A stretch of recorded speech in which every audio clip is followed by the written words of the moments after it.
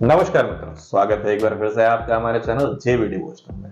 यदि कोई अपने मन में भगवान नारायण की कल्पना करे तो उनकी आभा किस प्रकार होगी? ये वही क्षण है जो हमें पिछले एपिसोड में देखने को प्राप्त हुआ, दिव्य दर्शन। जिस प्रकार से भगवान नारायण की परिकल्पना उसमें दिखाई गई थी वो अद्भुत था। खैर, अब बात आ गई है भगवान नारायण की, तो एक नर और नारायण, आपने नाम सुने होंगे ऋषियों के, जो बहुत तेजस्वी और तपस्वी ऋषि थे। आज उनके बारे में थोड़ा हम बताते हैं आपको। दंभोदभव नाम का एक राक्षस था जिसने भगवान सूर्य की आराधना करके उनसे वरदान के स्वरूप में अमृत हासिल करने के लिए इच्छा जताई। लेकिन भगवान सूर्य नारायण ने बताया कि ये संभव नहीं है कि हम आपको अमृत का वरदान दे सकें। तो इसकी उन्होंने, दंभोदभव ने एक विचार लिया कि एक काम करिए, आप 1000 कवच मुझे दीजिए, जिसको केवल वही तोड़ सके जिसने 1000 वर्षों की तपस्या की कम से कम। और भगवान सूर्य नारायण को यह समझ में आ गया कि इस वरदान का कुछ ना कुछ दुरुपयोग तो ये करेगा ही। तो भगवान सूर्य नारायण जैसा कि तपस्या के कारण विवश थे, तो उन्होंने आशीर्वाद दिया और अंतर्ध्यान हो गया। अब इधर दंभोदभव ने समस्त सृष्टि में अपना अत्याचार प्रसारित करना चालू कर दिया। दूसरी तरफ दक्ष प्रजापति की कन्या मूर्ति का विवाह भगवान ब्रह्मा के मानस पुत्र धर्म से हुआ, जिन्होंने नारायण की स्तुति की और उनसे वरदान स्वरूप मांगा कि आप अवतरित हों और अवतरित होकर दंभोदभव का सर्वनाश करें। भगवान नारायण अवतार तो लिए, लेकिन 2 शरीरों में एक ही आत्मा के साथ उन्होंने अवतार लिया। उन दोनों शरीरों का नाम था नर और नारायण। इन दोनों लोगों ने बद्रीनाथ के जंगलों में जाकर के अपनी तपस्या की, जो आज भी बद्रीनाथ में नर नारायण के सिद्ध पीठ माने जाते हैं। तो वहां पे उन्होंने तपस्या की और तपस्या के उपरांत उन्होंने महामृत्युंजय मंत्र को सिद्ध कर लिया भगवान शिव की आराधना से। अब दंभोदभव के पास नर गए और नर ने दंभोदभव का संहार किया। लेकिन जैसा कि वरदान प्राप्त था, इसमें एक ट्विस्ट भी था कि वरदान में जो भी कवच भंग करेगा, 1000 वर्षों की तपस्या करने के बाद जो भी कवच भंग करेगा, वह सहसा उसी क्षण मृत्यु को प्राप्त हो जाएगा। और ऐसा करते ही नर मृत्यु को प्राप्त हो गए। लेकिन नर की मृत्यु के बाद नारायण आए और उन्होंने नर के कान में महामृत्युंजय का सिद्ध मंत्र बोला और नर वापस जीवित हो गया। अब नर ऋषि तपस्या करने बैठ गए और नारायण ने दंभोदभव पे आक्रमण कर दिया। और प्रकरण यूं ही चलता रहा। प्रकरण 999 बार चला। जब आखिरी कवच दंभोदभव के पास बचा तो वो भाग गए भगवान सूर्य नारायण के पास, जैसा कि वो उनके पहले ही आराध्य थे और उन्होंने उनकी तपस्या कर रखी। तो भगवान सूर्य नारायण ने उनको आश्रय दिया। नारायण ऋषि पहुंचे और नारायण ऋषि के तपस्या का क्षण था, तो नारायण ऋषि उन पे हमला नहीं कर सकते थे, क्योंकि नर ऋषि ने आक्रमण किया था। तो अब नारायण की आक्रमण करने की बारी नहीं थी, नारायण तपस्या कर रहे। तो नारायण पहुंचे और उन्होंने कमंडल से जल निकाला और भगवान सूर्य को यह श्राप दिया कि जिस प्रकार से तुमने दंभोदभव को छुपाया है, इसकी पीड़ा तुम्हें भी मिलेगी। तो भगवान सूर्य नारायण को यह श्राप स्वीकार करना पड़ा। अब द्वापर युग में भगवान सूर्य नारायण के अंश कर्ण, जो सूर्य नारायण के अंश होने के साथ साथ उनका एक अवतार भी है, उनके अंदर दंभोदभव की भी आत्मा है। इसीलिए जितने भी पराक्रम या वीर कार्य हैं, वो भगवान सूर्य, तेजस्वी कार्य, वो भगवान सूर्य नारायण के तप के कारण है। और जितने भी गलत कार्य कर्ण द्वारा हुए, वो दंभोदभव की आत्मा के कारण है। अच्छा, एक और प्रकरण इसमें जोड़ता है कि यदि अर्जुन, जो नर ऋषि के अवतार हैं, उन्होंने कर्ण का कवच अपने बाणों से भेदा होता, तो उसी क्षण, जैसा कि आशीर्वाद मिला था दंभोदभव को, अर्जुन की भी मृत्यु निश्चित थी। इसीलिए वासुदेव श्री कृष्ण ने कर्ण का कवच तोड़ने को कभी नहीं कहा अर्जुन को, बजाय इंद्रदेव ने कर्ण का कवच उनसे मांग लिया, ताकि अर्जुन के अनुसार, ताकि और ये इच्छा उनकी ये इच्छा जो कवच देने वाली थी, ये भगवान सूर्य नारायण ने पूरी की। दंभोदभव का कवच निकाल करके इंद्र को भगवान इंद्र को सौंप दो। खैर, बड़ी लंबी कहानी हो गई, माफी चाहेंगे अगर इसमें कोई त्रुटि हो। अगर आप पिछला एपिसोड में जो हमने दिव्य दर्शन किए, तो इसलिए हम लोगों ने अपना ज्ञान जो है आपके सामने शेयर किया। अगर हमसे कोई त्रुटि हो तो हम उसके लिए क्षमा प्रार्थी हैं। अभी थोड़ा सा करेक्शन, अगर आपके पास भी कोई ज्ञान हो तो आप हमें बता सकते हैं। फिलहाल बात करते हैं पिछले एपिसोड की। तो पिछले एपिसोड में आपने सब देख रखा है, बिना समय गंवाए वो दिव्य दर्शन जरूर करिए। तो चलिए हम भी करते हैं पुनः से वो दिव्य दर्शन, जब अर्जुन से भगवान श्री कृष्ण कहते हैं कि तुम मेरे समक्ष पहले प्रस्तुत हुए, तो तुम बताओ क्या चाहिए तुम्हें। चलिए शुरू करते हैं एपिसोड 176 पार्ट 1। प्रथम तुम कहो पार्थ। वासुदेव, आप अपना वचन भंग करेंगे, ऐसा नहीं जाना था मैंने। मैं वचन भंग नहीं कर रहा भ्राता दुर्योधन। अवश्य ये वचन भंग है वासुदेव।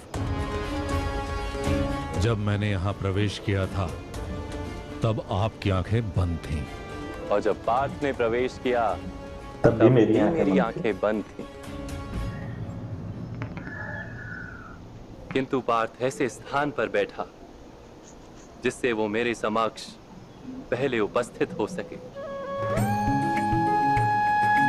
भगवान के चरणों में रहो तो सबसे पहले नजर पड़ती है। और दोष ईश्वर का कि उन्होंने आंखें मस्तक के आगे की ओर दी है। ईश्वर का दोष है, आपका तो नहीं हो सकता। पीछे बैठे व्यक्ति को आगे आया हुआ नहीं कहा जा सकता। वासुदेव, किंतु सारे आसन आपके सर के पीछे रखे गए हैं, वो मेरा दोष नहीं है। यदि पार्थ की मंशा होती तो वो भी आसन ग्रहण कर सकता था। गर्व को उचित आसन का महत्व होता है भ्राता दुर्योधन, और प्रेम को उचित स्थान का मोह।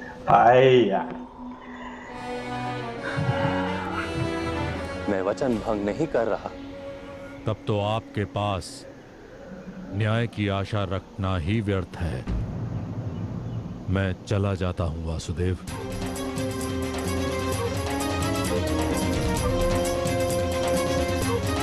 ठहरिए युवराज दुर्योधन, आप यहां माधव से कुछ मांगने आए, बिना प्राप्त किए लौट नहीं सकते।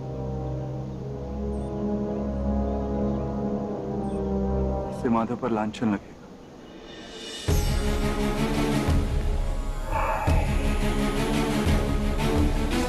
ये कुछ सीन है जो मुझे कहानी तो पूरी क्या याद दिला कारण देते हैं। है वासुदेव, पहले तुम्हें मांगने का निमंत्रण दे रहे हैं? क्योंकि पार्थ याचना लेकर आया है और आप योजना लेकर आए। ये पार्थ के हृदय में समर्पण है और आपके मन में राजनीति। पार्थ को दान की आशा है और आपको समर्थन की आवश्यकता। दान देने का अवसर उपस्थित हो तो सबसे पहले उसी का लाभ उठाना चाहिए। दान से पहले करना पड़े ऐसा कोई दूसरा कार्य ही नहीं जगत में।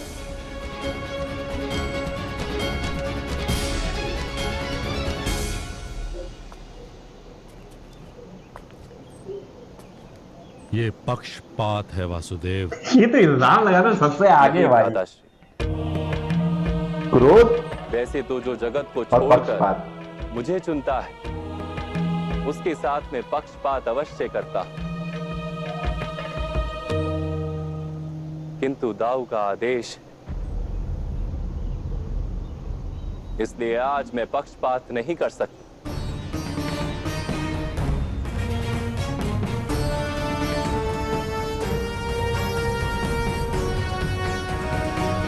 क्या बैकग्राउंड दिया भाई। कुछ भी मांगने से पूर्व मेरा निर्णय सुन लीजिए।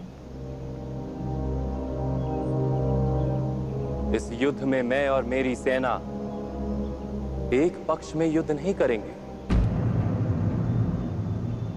मेरी सेना मेरे ही विरुद्ध खड़ी होगी रणभूमि में।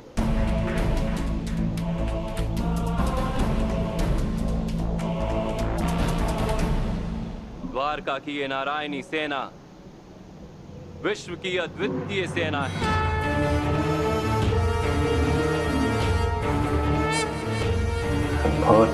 क्या विजुअल दिया है ना। अद्भुत, रोंगटे खड़े कर देने वाला वीडियो।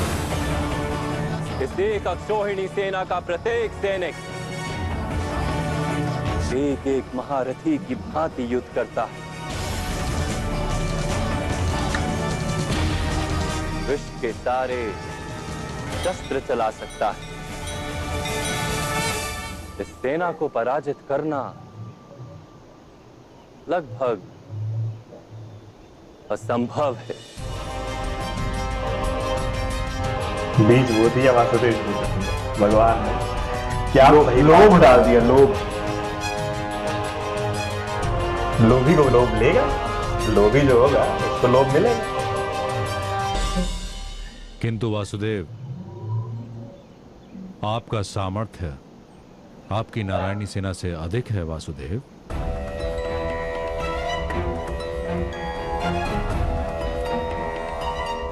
यथार्थ कह रहे हैं आप भ्राता दुर्योधन।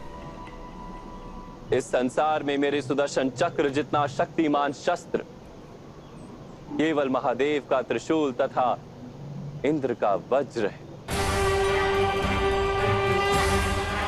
उसके प्रहार से न केवल मनुष्य अपितु देवता भी भयभीत होते हैं।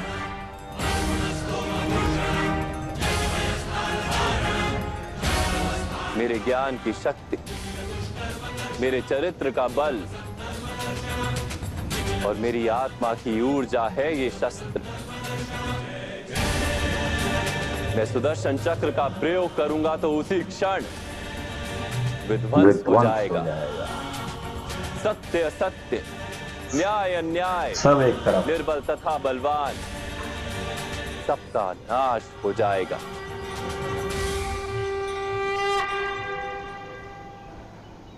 इस स्थिति में युद्ध का होना या ना होना एक समान, या ना होना तो कुछ बचेगा ही नहीं। एक ही है भ्राता दुर्योधन।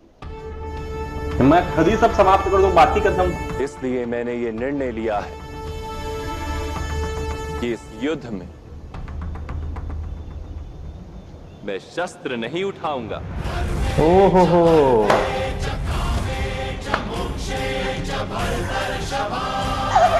दुर्योधन एकदम शौक में हुए होंगे। शस्त्र ना उठाने के पीछे रीजन तो तुम्हें पता ही चल गया है, पर दर्शकों को भी पता चल गया है। अपराजय एक अक्षौहिणी नारायणी सेना। अपराजय दुर्योधन सुनना। दूसरी तरफ केवल और मैं, दूसरी ओर स्वयं मैं, वो भी निशस्त्र। अकेला निशस्त्र। अब दुर्योधन की बुद्धि गई।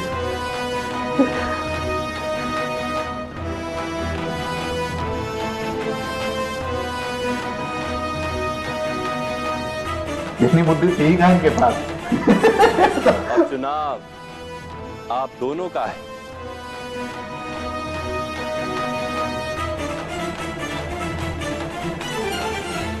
कहो बात,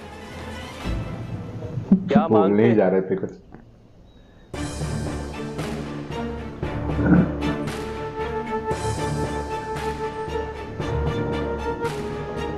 क्या विजुअल दिया यार सिनेमा वाला। चुनाव करो पार। मेरा चुनाव तो स्पष्ट है माधव, परंतु आप पर पक्षपात का लांछन न लगे, इसलिए आप पहले चुनाव करने का अधिकार युवराज दुर्योधन को दे सकते हैं।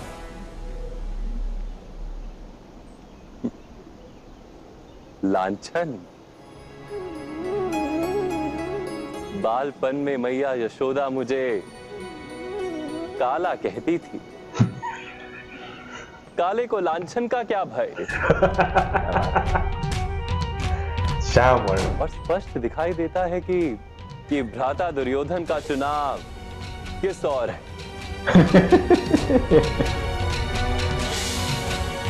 कुछ मनुष्यों के चुनाव का आधार लाभ की संभावना पर होता है, ये उनमें से एक है। और कुछ मनुष्यों के चुनाव का आधार उनका स्वभाव होता है। और भ्राता दुर्योधन तो ठीक ठीक जानते हैं कि उनका कि नाम उनका लाभ किस और है। जानते हैं ना भ्राता दुर्योधन? हाँ अवश्य अवश्य, बड़ा हूं आपसे, इतना तो जानता ही हूं मैं।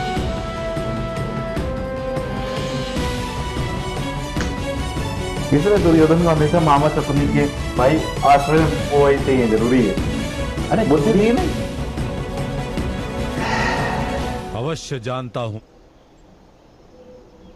इसलिए मैं चुनता हूं कि नहीं,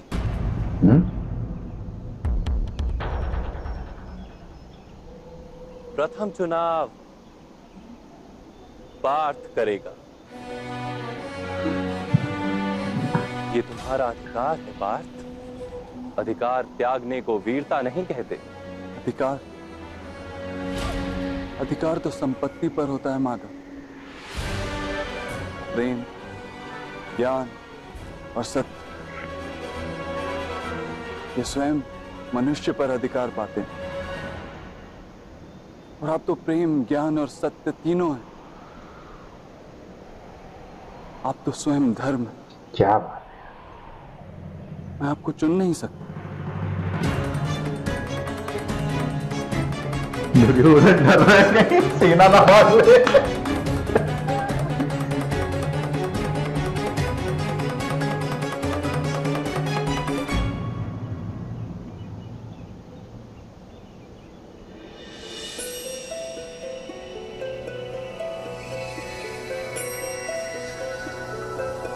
केवल मांग सकता हूं माधव, न विजय की लालसा से, न पराजय के भय से।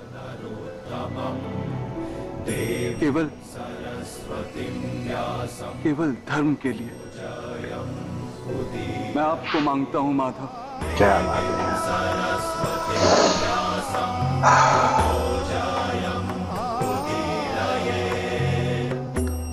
ना विजय की लालसा से, ना पराजय के भय से, केवल धर्म के लिए मैं आपको मांगता हूं। एक याचक भगवान से कुछ अधिकार नहीं मांग सकता।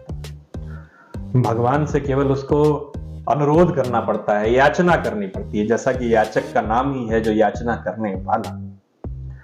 तो यदि आपने अपने आप को याचक बना रखा है तो आप अर्जुन हैं। यदि आपने अपने आप को अधिकारी बना रखा है तो आप दुर्योधन। उन्होंने खुद ही स्वयं भगवान श्री कृष्ण ने इसको अच्छे वाक्यों में बताया। हाँ, कि जो पार्थ है वो दान की आशा लेके आया और आप राजनीति लेके आए हैं। आप लाभ के बारे में पहले सोचेंगे, पार्थ लाभ के बारे में नहीं सोचेंगे। फिर भी मैं एक चीज साफ साफ बता देता हूँ, ना मैं शस्त्र उठाऊंगा ना किसी अस्त्र को उठाऊंगा। मैं स्वयं जो दिख रहा हूं, जिस वेशभूषा में हूं, केवल उतना ही लेकर के पहुंचूंगा। अच्छा, और दूसरी तरफ मेरी नारायणी सेना। अपराजी तो कंफ्यूज तो कर दिया है, पूरी तरीके से दुर्योधन को कंफ्यूज कर दिया है भगवान श्री कृष्ण ने। और इस पूरे एपिसोड में एक एक शब्द भक्ति भाव से एकदम परिपूर्ण है, एकदम ओतप्रोत हो रखा है। एक एक वाक्य आप सुनिए, बहुत ध्यान सुनने लायक है। चलिए, हर सीन में आपको गूज़बम्स मिलेंगे ही मिलेंगे। फिलहाल इस मोमेंट को आप एंजॉय कीजिए और इस वीडियो को हम यहीं समाप्त करते हैं। शीघ्र ही लौटेंगे एक और नए वीडियो के साथ, जिसमें देखेंगे कि दुर्योधन को पहले ना मिल पाने की जो कटुता है वो किस प्रकार से वो अपनी क्षुधा शांत करते हैं। ये सब देखने के लिए हमें चलना पड़ेगा अगले एपिसोड में। इस एपिसोड से हम यही विदा लेते हैं। राधे राधे।